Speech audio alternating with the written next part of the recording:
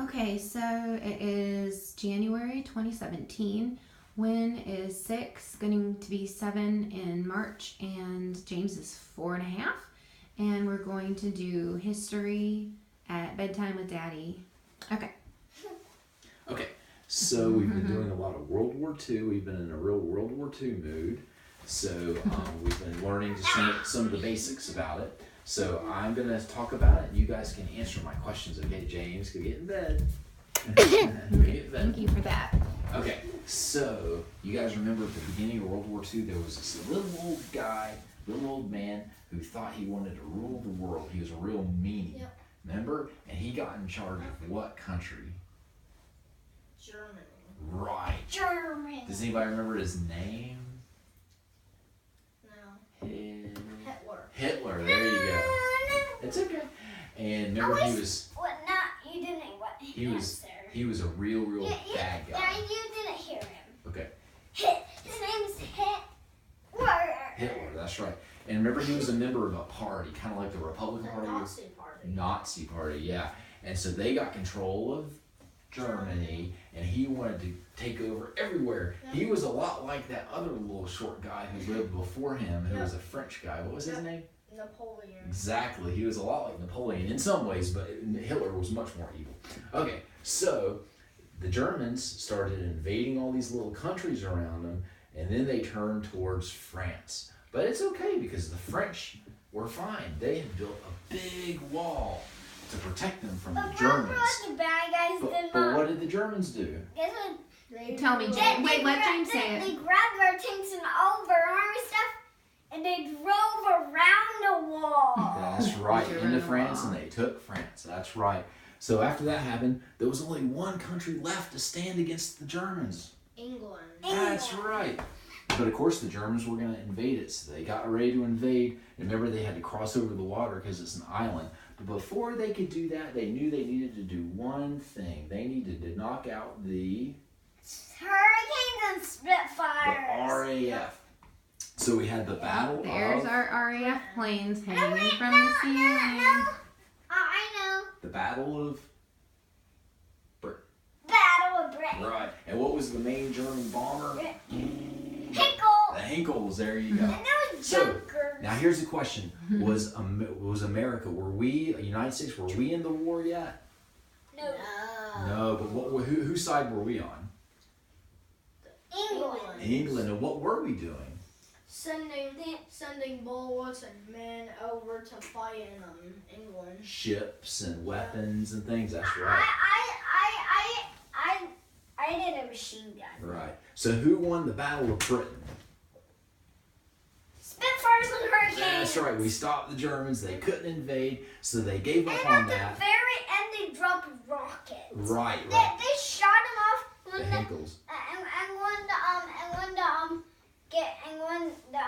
They ran out of gas, they fell and blew up. That was the end of the war. So when that happened, Hitler decided to do something else. He gave up doing this. So then, do you remember what he did?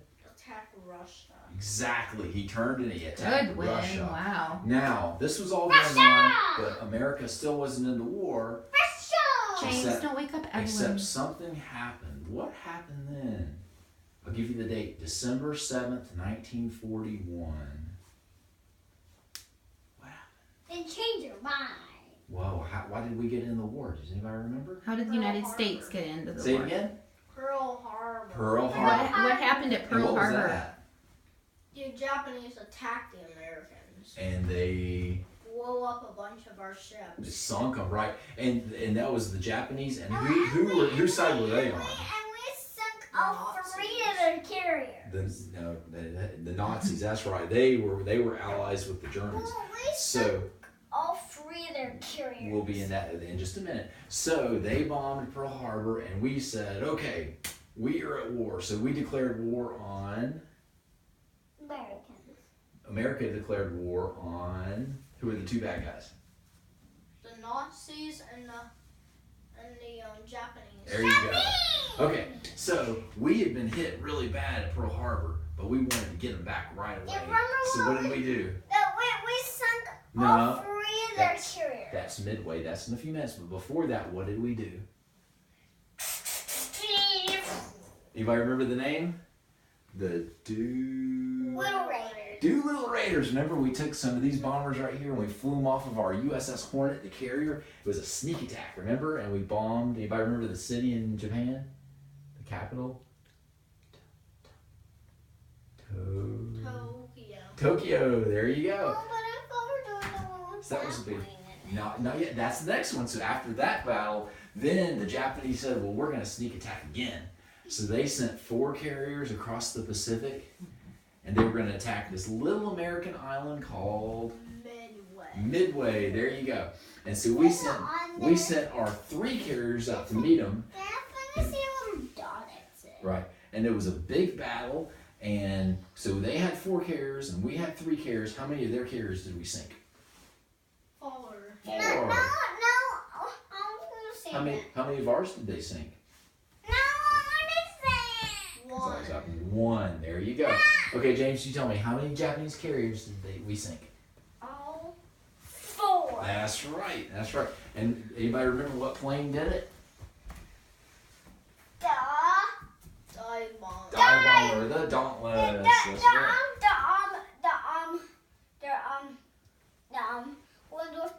The torpedo points were the same, and they had torpedoes on the bottom instead of bombs, but they didn't work very well. They didn't work as But well. they were That's right. a good idea. All right. Okay. So now let's fast forward. The war's raging. The whole world is pretty much at war. That's why it's called World War II.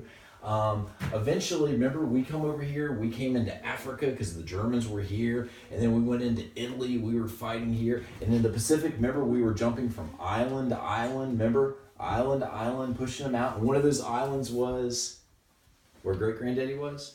Saipan. There you go. He was Good, there. James. And over here, the Americans and the British and the Canadians, all the Allies, we invaded France at a place called Normandy. It was a big invasion, and then we were pushing the Germans back out of France, and everything was going great, and the Germans were about to surrender, except what happened? They did one last thing. What was the big battle?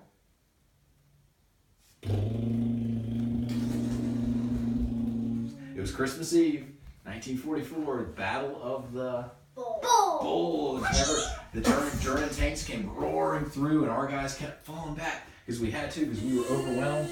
And then finally our tanks came up, and there was a big battle, and the Germans were winning, and then all of a sudden,